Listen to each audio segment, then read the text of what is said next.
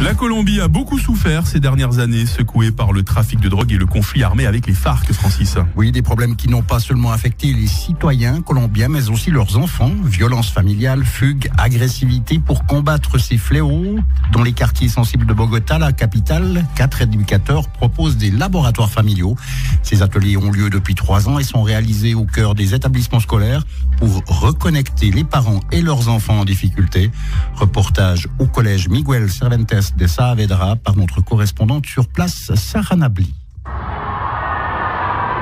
Dans les quartiers pauvres du sud de Bogota, l'immense collège Miguel Cervantes de Saavedra accueille plus de 4000 élèves. Entre ses murs, des ateliers pédagogiques pas comme les autres ont lieu chaque semestre. Des laboratoires familiaux où parents et enfants se retrouvent pour reconstruire des liens souvent brisés. Marcelo Torres Cruz, fondateur du programme et éducateur.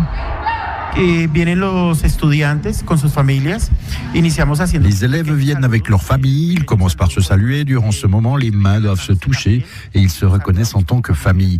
Ensuite, nous faisons un exercice très intense de réconciliation où ils doivent se souvenir de ce qu'a vécu leur famille ces dernières années, ce qui s'est passé, ce qui continue d'être douloureux, ce qui a changé, s'est transformé. Et ils prennent le temps de s'écouter dans ce climat de réconciliation.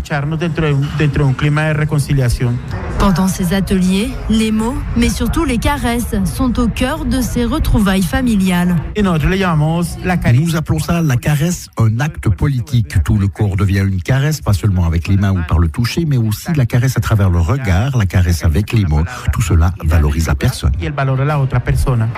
En libérant la parole des enfants, les 4 éducateurs veulent aussi soulever les principaux problèmes des familles colombiennes. Dans les problèmes que nous avons remarqués, il y a l'abandon. L'abandon est très fort. Ici, l'école publique remplace les parents. Il y a aussi la violence physique et l'abus sexuel. Victimes de la pauvreté, les enfants souffrent avant tout de l'abandon de leurs parents. Andrés Rojas a 10 ans. Il a participé à un atelier l'année dernière avec sa tante.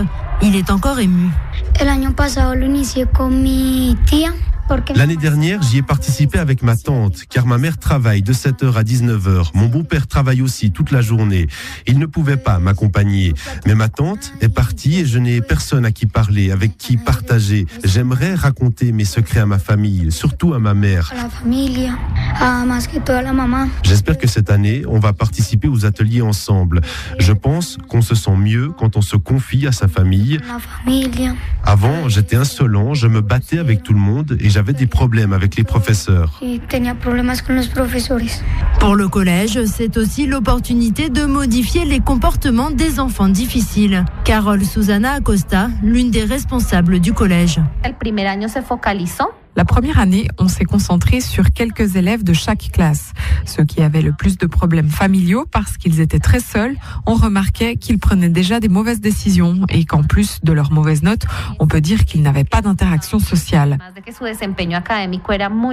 Cet espace où je dois m'asseoir avec ma mère et mon père, réentendre ma mère et mon père me dire qu'ils m'aiment, que je suis importante, que je suis la chose la plus importante dans leur vie, que s'ils se lèvent tous les jours pour travailler, c'est pour moi. Réaliser tout cela, ça les rapproche. Et automatiquement, si l'ambiance familiale change, le comportement de l'élève va aussi changer. À travers ces ateliers, c'est aussi reconstruire tout un pays et l'amener vers la réconciliation et la paix. Marcelo Torres Cruz, le fondateur du programme et éducateur.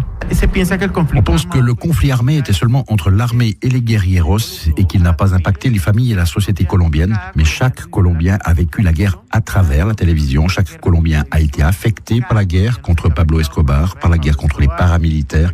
Il est donc urgent d'entrer dans un processus de réconciliation pour construire une autre société. Au total, 10 établissements profitent de ce programme qui a permis de changer la vie de près de 3000 enfants colombiens. Un éclairage de notre correspondante étrangère à retrouver sur notre site internet www.radiofr.ch. À noter encore que les Colombiens ont voté mi-mars pour les élections législatives avec pour la première fois des candidats des FARC. Les anciens guerrilleros ont essuyé un échec cuisant en n'obtenant même pas 1% des voix. Francis Granget pour toute l'actualité. Retour à 7h en direct. Il est 6h38. On va voir tout à l'heure ce qui s'est passé